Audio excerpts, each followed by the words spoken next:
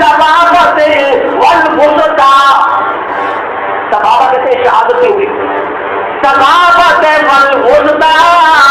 اس میں تھوڑا سا فرق کر کے اللہ کریم نے فاصلہ پیدا کر کے اللہ کے نبی نے فرمایا میں اور یتیم کی کفالت کرنے والا جنت میں ایسے ہوں گے،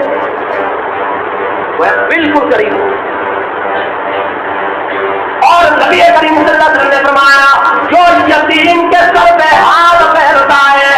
یتیم کے سر